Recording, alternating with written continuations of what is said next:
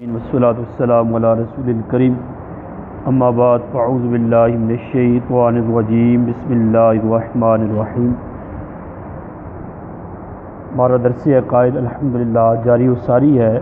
درس عقائد میں ہمارا حیات الانبیاء، انبیاء علیہ السلام زندہ ہیں، اس کا آج دوسرا درس الحمدللہ جاری و ساری ہے۔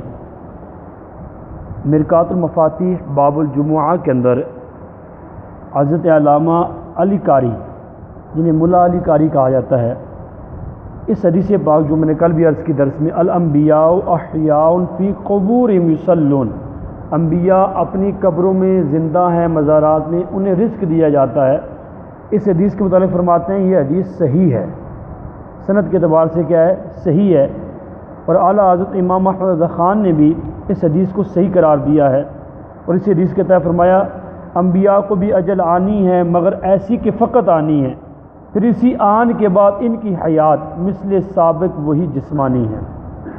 صحیح مسلم شریف کے اندر بڑی پیاری حدیث پاک ہے، بخاری شریف کے بعد سب سے زیادہ مستند کتاب حدیث مبارکہ کی وہ صحیح مسلم شریف ہے، اس کے اندر یہ روایت موجود ہے، اور راوی ابن عباس رضی اللہ تعالیٰ عنہ ہے۔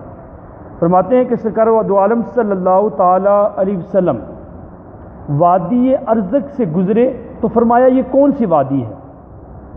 تو لوگوں نے عرض کی یہ وادی ارزق ہے، پر گویا کہ اب حضور علیہ السلام نے فرمایا کہ یہ عرض کی گئی آپ کی بارگاہ میں وادی ارزق ہے، حضور نے ارشاد فرمایا قال کأنی انظر الی موسیٰ ہابطا من التلبیہ تثنیتی، تو وہ کہنے لگے، حضور علیہ السلام ارشاد فرمانے لگے گویا میں موسیٰ علیہ السلام کو دیکھ رہا ہوں، وہ گھاٹی میں اتر رہے ہیں اور آپ کو اللہ سے قرب ہے اور تلبیہ کہنے میں مشغول ہے۔ تلبیہ جو کہتے ہیں حاجی لوگ تلبیہ کہتے ہیں، وہ تلبیہ کہنے میں کیا ہے؟ مشغول ہیں۔ پھر حضور علیہ السلام ہرشی کی گھاٹی پر تشریف لائے، فرمایا یہ کون سی گھاٹی ہے؟ لوگوں نے عرض کی یہ ہرشی کی پہاڑی ہے، فرمایا گویا میں یونس کو دیکھ رہا ہوں جو سرخ اونٹنی پر ہیں اور آپ پر اونی جبہ ہے اور آپ کی ناکا کی مہار کھجور کی کھال کی ہے اور تلبیہ کہہ رہے ہیں۔ آپ ذرا غور کیجیے، اس حدیث کو نقل کرنے کے بعد امام مسلم نے یہ حدیث نقل کی، تو صحیح مسلم کی جو شرح ہے، اشارے ہیں شرح کرنے والے علامہ نبوی علیہ رحمہ، اس کی حدیث کی شرح میں ایک سوال قائم کرتے ہیں۔ سوال یہ قائم کرتے ہیں کہ حضور علیہ السلام نے حضرت یونس علیہ السلام کو بھی دیکھا، حضرت موسیٰ علیہ السلام کو بھی دیکھا، وہ تلبیہ کہہ رہے ہیں حج کے موسم کے اندر اور حج کے ارکان ادا کر رہے ہیں، تو اب کیفیت کیا ہے؟ یونس علیہ السلام بھی پہلے کئی سال پہلے وصال فرما چکے ہیں اور موسیٰ علیہ السلام بھی کئی سو سال پہلے وصال فرما چکے ہیں، پھر بھی حضور دیکھ رہے ہیں، وہ تلبیہ کہہ رہے ہیں، حج کے ارکان ادا کر رہے ہیں۔ یہ سوال قائم کیا شارح مسلم نے، علامہ نبوی علیہ الرحمٰ نے، پھر خود ہی جواب دیتے ہیں اس میں کوئی بعید نہیں ہے، کیونکہ انہم کل شہداء، کہ جو انبیاء ہیں وہ شہداء کی طرح ہیں، بل ہما افضل منہم، بلکہ شہداء سے بھی افضل ہیں، والشہداء احیاء عند ربہم، جب شہید جو ہیں اپنے رب کے ہاں زندہ ہیں، تو فلا یعبدوا ان یحجوا ویصلوا کما ورد فی الحدیث الآخر، تو پھر جب شہید جو ہیں وہ انبیاء سے کم درجے کے ہیں، اگر وہ زندہ ہیں، انبیاء تو ان سے زیادہ درجے والے ہیں، تو انبیاء تو بدرجہ اولا زندہ ہیں، جیسے کہ دوسری حدیث میں بھی ہے کہ انبیاء اپنی قبروں میں زندہ بھی ہیں اور نمازیں بھی ادا فرماتے ہیں۔ سوال بھی قائم کیا جو ذہن میں وسوسہ آ سکتا تھا، اور شارح مسلم نے خود اس کا جواب بھی عطا فرما دیا۔ اسی طرح بڑی پیاری حدیث پاک ہے، مسند ابی یعلا کے اندر یہ روایت موجود ہے، امام ابو یعلا اپنی مسند میں اور امام جلال الدین سیوطی شافعی رحمۃ اللہ تعالیٰ علیہ الحاوی للفتاوی کے اندر اس کو نقل کرتے ہیں، اور امام جلال الدین سیوطی شافعی رحمۃ اللہ تعالیٰ علیہ اتنے پائے کے اللہ کے ولی ہیں، اتنے پہنچے ہوئے ہیں کہ 72 مرتبہ اپنے سر کی آنکھوں سے جاگتی حالت میں حضور کا دیدار کیا نہیں، 72 مرتبہ۔ حدیث کی سند حضور سے پوچھا کرتے، حضور آپ سے منسوب ہے؟ حضور شاہ فرماتے جی ہاں، اللہ نے اتنا مقام آپ کو دیا ہے، جاگتی حالت میں 72 مرتبہ اپنے سر کی آنکھوں سے حضور کا دیدار کیا۔ وہ روایت نقل کرتے ہیں، روایت یہ ہے، عن ابی ہریرہ سمعت رسول اللہ صلی اللہ تعالی علیہ وسلم یقول والذی نفسی بیدہ، حضور علیہ السلام نے ارشاد فرمایا میں نے نبی کریم صلی اللہ علیہ وسلم، ابو ہریرہ فرماتے ہیں میں نے نبی کریم صلی اللہ علیہ وسلم فرماتے ہوئے سنا، اس ذات کی قسم جس کے قبضہ قدرت میں میری جان ہے، لا ينزلن عیسی ابن مریم، کہ ضرور بضرور عیسیٰ بن مریم آئیں گے، لئن قام علی قبری، حضور فرماتے ہیں وہ میرے قبر کے پاس کھڑے ہوں گے، میرے مزار کے پاس کھڑے ہو جائیں گے، فقال یا محمد لاجیبنہ، تو وہ میری قبر کے پاس کھڑے ہو کر مجھے یا محمد کہہ کے خطاب کریں گے تو میں ضرور انہیں جواب دوں گا۔ یہ کب؟ سرکار صلی اللہ علیہ وسلم میں قرب قیامت میں عیسیٰ علیہ السلام کیا کریں گے؟ تشریف لائیں گے۔ عیسیٰ علیہ السلام آج بھی زندہ ہیں آسمانوں پہ، ٹھیک ہے، قرب قیامت میں تشریف لائیں گے، اور تشریف لائیں گے تو حضور فرماتے ہیں میرے مزار کے پاس آ کھڑے ہو کر مجھے نام لے کے یا محمد کہہ کے پکاریں گے تو میں اپنی قبر سے انہیں جواب ضرور دوں گا۔ تو پتہ چلا انبیاء زندہ ہیں تو عیسیٰ علیہ السلام پکاریں گے، حضور مزار سے جواب اس لیے دیں گے کہ اللہ کے نبی کیا ہوتے ہیں؟ زندہ ہوتے ہیں۔ تو زندہ ہے واللہ، تو زندہ ہے واللہ، میرے چشم عالم سے چھپ جانے والے۔ یہ بڑی پیاری حدیث پاک ہے ایک اور، کہ یہ روایت جو ہے دلال نبوہ کے اندر ہے، ابی نعیم اور حاوی الفتاوی کے اندر بھی یہ روایت موجود ہے، اور اس روایت کے راوی جو ہیں سعید بن مسیب ہیں، بہت جلیل صحابی ہیں، بزرگ صحابی ہیں۔ واقعہ ہرا کی راتوں میں جب یزید پلیت نے وہاں مدینہ اور مکہ پر حملہ کیا تو صحابہ کرام کو بدبخت نے شہید کروایا، تو سعید بن مسیب کہتے ہیں سب کو مسجد نبی سے نکال دیا گیا، میں چھپ گیا، اور میں وہاں چھپ گیا۔ اب کئی دن تک، 3 دن تک وہاں اس نے نماز مسجد نبی میں نہیں ہونے دی، اس نے مسجد نبی میں گھوڑے باندھے اس بدبخت یزید پلیت نے۔ تو وہ فرماتے ہیں، سعید مسیب فرماتے ہیں تو میں نے کیا دیکھا کہ نماز کے وقت کے تعیین میں کیسے کرتا تھا کہ نماز کا وقت ہو گیا ہے۔ وہ کہتے ہیں مسجد میں میرے علاوہ ما فی مسجد رسول اللہ صلی اللہ علیہ وسلم غیری، میرے علاوہ مسجد میں کوئی اور نہیں تھا۔ وما یاتی وقت الصلاۃ الا سمعت الاذان من القبر، جب بھی نماز کا وقت آتا تو روضہ رسول سے اذان کی آواز آیا کرتی تھی۔ 5 وقت نماز کی اذان جو ہوتی تھی وہ روضہ رسول سے ہوا کرتی تھی، تو روضہ رسول سے اذانوں کی نماز جو ہے آیا کرتی تھی۔ میں سمجھ جاتا اب نماز کا وقت کیا ہے؟ ہو چکا ہے۔ تو پتہ چلا اللہ کے نبی کیا ہوتے ہیں؟ زندہ ہوتے ہیں۔ اسی طرح صحیح بخاری شریف کے اندر روایت موجود ہے، وہ روایت اس طرح ہیں، حضرت ابو بکر صدیق رضی اللہ تعالیٰ عنہ، سرکار علیہ السلام کا جب ظہری وصال ہو گیا تو صدیق اکبر تشریف لائے، فکاشف عن وجہہ، حضور علیہ السلام کے چہرہ مبارک سے کپڑا اٹھایا، ثم اقب علیہ، جب کپڑا ہٹایا پھر آپ پر جھکے، قریب ہو کے ایسے جھکے، اور جھکنے کے بعد فقبلہ، حضور علیہ السلام کا چہرہ انور چوما صدیق اکبر رضی اللہ تعالیٰ نے، چومنے کے بعد فقال ثم بقا، پھر کافی روئے، رونے کے بعد فرمایا فقال بأبی انت یا نبی اللہ، اے اللہ کے نبی میرے والد آپ پر قربان، لا یجمع اللہ علیک موتتین، اللہ تعالیٰ آپ پر 2 موتیں جمع نہیں فرمائے گا، 2 موتیں جمع نہیں فرمائے گا۔ اس کی وضاحت علماء نے لکھی ہے، علامہ قسطلانی نے ارشاد الساری للقسطلانی کے اندر لکھا ہے،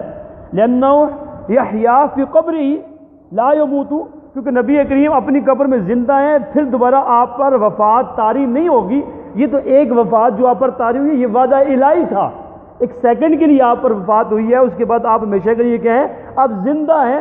دوسری بار اللہ تبارک و تعالیٰ آپ پر موت طاری نہیں فرمائے گا، اللہ آپ پر 2 موتیں جمع نہیں فرمائے گا۔ تو یہ صحابہ کا عقیدہ تھا کہ انبیاء کیا ہیں؟ زندہ ہیں، اس لیے آپ نے یہ تاریخی کلمات کہے، اللہ آپ پر 2 موتیں جمع نہیں فرمائے گا۔ اسی طرح بڑی پیاری ایک روایت ہے، وہ روایت یہ ہے کہ حضرت صدیق اکبر رضی اللہ تعالیٰ عنہ، ان کا اپنی کیفیت کیا تھی، ان کا اپنا عقیدہ کیا تھا، اس سے اب پہلے عرض کرتا چلوں۔ علماء نے لکھا ہے تفسیر کبیر کے اندر یہ قول موجود ہے کہ جو اولیاء کرام ہوتے ہیں یا انبیاء کرام ہوتے ہیں، ان کی کیفیت کیا ہوتی ہے؟ اولیاء اللہ لا یموتون ولکن ینقلون من دار الی دار، اولیاء کرام بھی وہ وصال نہیں کرتے، وہ مرتے نہیں ہیں، وعدہ الہی تو پورا ہوتا ہے کان کے لیے، ہمیشہ کے لیے مرتے نہیں ہیں، بلکہ وہ کیا ہوتے ہیں؟ ایک جہاں سے، ایک گھر سے دوسرے گھر میں منتقل ہوتے ہیں، ایک گھر سے دوسرے گھر میں صرف منتقل ہوتے ہیں. موت جاتی ہے وہ وعدہ الہی کے لیے آتی ہے, اللہ پھر انہیں زندگی عطا فرما دیتا ہے. اور صدیق اکبر رضی اللہ تعالیٰ کا اپنا عقیدہ, پھر صحابہ کا عقیدہ دیکھیے گا اس حدیث پاک میں بالکل سورج سے زیادہ روشن ہے یہ عقیدہ. جب آپ کا ظہری وصال کا وقت قریب آیا, صدیق اکبر رضی اللہ تعالیٰ کا 2 سال آپ نے خلافت فرمائی, آپ نے صحابہ کو بلایا اور بلا کر, جس میں مولا کائنات کرم اللہ وجہ کریم بھی تھے, فرمایا کیونکہ آپ نے ساری کیٹیگری جو سر سے پاؤں تک پورے ایک پورا انداز آپ کا وہ تھا کہ ہر سنت کو میں نے زندہ کرنا ہے. وہ کیسے کہ حضرت مولا کائنات کرم اللہ وجہ کریم نے سرکار صلی اللہ علیہ وسلم کو غسل دیا. صدیق اکبر رضی اللہ عنہ نے فرمایا اے علی تو مجھے غسل دینا, جو کام وہاں ہوئے تو نے وہ کرنے ہیں. اب سارا کچھ ہو گیا تو اس سے پہلے یہ وصیت فرمانے لگے. صدیق اکبر جب وصال قریب آیا فرمایا جب میرا انتقال ہو جائے نا تو مجھے اس وقت میرے میت کو حجرہ اقدس کے دروازے کے سامنے کھڑا کر دینا, رکھ دینا وہاں پر. وہ حجرہ کو جہاں پر سرکار کا مزار پر عنوار ہے وہاں رکھ دینا میری میت کو. پھر حضور کی بارگاہ میں اجازت طلب کیجیے گا. وہ الفاظ حدیث کے سناتا ہوں میں. فلما حملت جنازۃ الی باب قبر النبی, میرے جنازے کو اٹھا کر حضور کے روضہ کے سامنے لے جانا اور لے جا کر پھر نودی السلام علیکہ یا رسول اللہ ھذا ابو بکر بالباب, پھر سرکار کی بارگاہ میں سلام عرض کرنا اور عرض کرنے کے بعد کہنا یا رسول اللہ صلی اللہ تعالی علیہ وسلم یہ ابو بکر ہیں, آپ سے اجازت چاہتے ہیں. اگر اجازت مل جائے, دروازہ کھل جائے تو مجھے حضور کے پہلو میں سلا دینا, وہیں لٹا دینا, وہیں میرا قبر کر دینا. اگر اجازت نہ ملے تو مسلمانوں کے ساتھ جنت البقیع میں میری قبر کر دینا. اب ہوا ایسے ہی, صحابہ نے یہ آپ کی وصیت سن لی. جب آپ کا ظہری وصال ہوا آپ کے میت کو لے جایا گیا, حضور کے روضہ مبارک کے سامنے رکھ دیا گیا, سلام عرض کی گئی اور سلام عرض کرنے کے بعد کہا گیا ھذا ابو بکر بالباب, یا رسول اللہ یہ ابو بکر ہیں اور یہ آپ سے اجازت چاہتے ہیں. تو اب کیا ہوا, فَإِذَا افْتَحَ فَإِذَا انْتَفَحَ وَهَذَا بِهَاتِفٍ يَهْتِفُ مِنَ الْقَبْرِ, کیا ہوا دروازہ خود بخود کھل گیا. دروازہ روزے کا دروازہ خود بخود کھل گیا. جب دروازہ کھلا تو قبر انور سے کسی پکارنے والے نے پکارا. کیا پکارا؟ ادخلوا الحبیب الی الحبیب, حبیب کو حبیب کے پاس پہنچا دو, حبیب کو حبیب کے پاس پہنچا دو.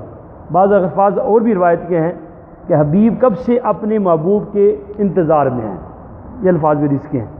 ذرا غور کریں. پہلی بات اس عقیدے میں جب صدیق اکبر رضی اللہ تعالیٰ وصیت کر رہے ہیں سارے صحابہ موجود ہیں, عمر بن خطاب بھی موجود ہے جن کے بارے میں حضور فرماتا ہے اگر میرے پاس کوئی نبی ہوتا تو عمر ہوتا, میں آخری نبی ہوں, میرے پاس کوئی نبی ہو ہی نہیں سکتا. اور فرمایا جہاں عمر ہوتا ہے وہاں شیطان بھاگ جاتا ہے, عمر کی زبان پر حق جاری ہوتا ہے. اتنا مقام و مرتبہ ہے آپ کا. عثمان غنی موجود ہیں جنہوں نے کئی مرتبہ ظاہری زندگی میں حضور سے جنت کے ٹکٹ لیے ہیں. ٹھیک ہے, وہ عثمان غنی جن کے بارے میں حضور فرماتے ہیں یہ میرے وہ صحابی ہیں جن سے آسمان کے فرشتے بھی حیا کرتے ہیں. مولا کائنات کرم اللہ وجہ کریم جیسے جید صحابی وہاں موجود ہیں جنہیں شیر خدا کا لقب دیا گیا ہے, اسد اللہ کہا گیا. یہ سارے مقام و مرتبے والے عبداللہ بن مسعود باقی سارے صحابہ موجود ہیں. تو صدیق اکبر جب یہ وصیت کر رہے ہیں, اور صدیق اکبر ہے کون؟ افضل البشر بعد الانبیاء بالتحقیق, انبیاء کے بعد سب سے زیادہ افضل شخصیت جو ہے اس کائنات میں وہ صدیق اکبر رضی اللہ تعالیٰ ہے. وہ وصیت کر رہے ہیں کہ میرے جنازے کو حضور کے روضے کے پاس لے جانا. وصیت کیوں کر رہے ہیں؟ انہیں بھی پتہ ہے حضور زندہ ہے, انہیں بھی پتہ ہے کہ حضور زندہ ہیں اس لیے وصیت کر رہے ہیں.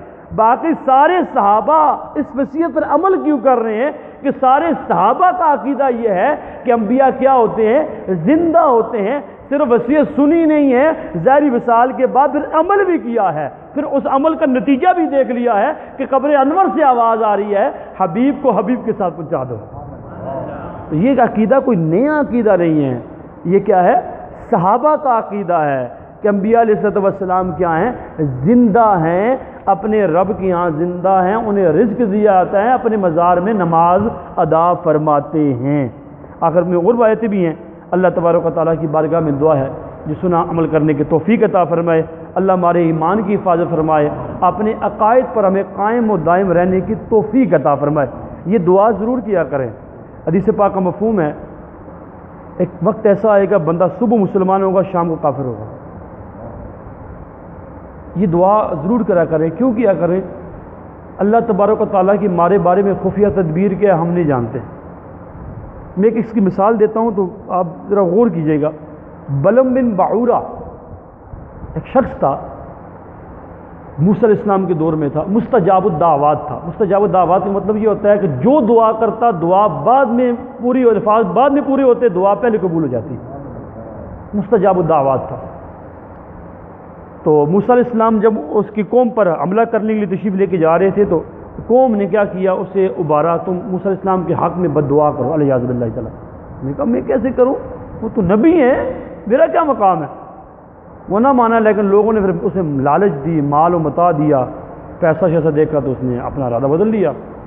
اب وہ گدھے کے اوپر سوار ہو کر ایک پہاڑی پہ جا کے دعا کرنے کے لیے گیا۔ اب گدھے کو مارے گدھا اوپر جائے نا، پھر مارے وہ گدھا اوپر جائے نا۔ گدھے کو اللہ نے قوت گویائی عطا فرمائی، اس نے کہا بدبخت تو بدبخت ہو چکا ہے، مجھے بدبخت نہ کر، تو مجھے مار کے اوپر لے جا رہا ہے کہ فرشتے مجھے روک رہے ہیں، آگے جانے ہی نہیں دے رہے۔ وہ پھر خود گیا۔ اب ہوا کیا کہ وہ اس کی کیفیت کیا تھی، بددعا موسیٰ علیہ السلام کے حق میں کرتا تو اس کی زبان سے اس کے حق میں بددعا نکلتی تھی، اس کے اپنے حق میں بددعا نکلتی تھی۔ اس کی زبان لٹک گئی اور طرح طرح سے اسے عذاب ہوا اور بگڑ گیا، عجیب سی کیفیت ہوگی، سب کچھ سے اس سے لے لیا گیا۔ ذرا غور کریں کہ مستجاب الدعوات تھا، لیکن اللہ تعالیٰ کی اس کے بارے میں خفیہ تدبیر یہی تھی۔ تو ہر بندے کو اللہ کی خفیہ تدبیر سے ڈرتے رہنا چاہیے۔ میرے بارے میں کیا میں نہیں جانتا، بے شک میں نمازی ہوں، بے شک میں حاجی ہوں، بے شک میں نیک ہوں، لیکن اللہ کے خوف سے رونا چاہیے، اللہ کی خفیہ تدبیر سے ڈرتے رہنا چاہیے۔ ہمارے بارے میں کیا لکھا ہوا ہم نہیں جانتے، ڈرتے رہنا چاہیے، روتے رہنا چاہیے، اور اللہ کی رحمت سے نا امید بھی نہیں ہونا، اللہ کی رحمت سے امید بھی رکھنی ہے۔ یا اللہ جنت بھی تیری رحمت سے ملے گی، بخشش بھی تیری رحمت سے ہوگی، دنیا سے ایمان سلامتی تیری رحمت کے صدقے لے کے جائیں گے۔ تو اللہ تعالیٰ کی بارگاہ میں دعا ہے یہ سنا عمل کرنے کی توفیق عطا فرمائے، اللہ ہمارے ایمان کی حفاظت فرمائے۔ اللہم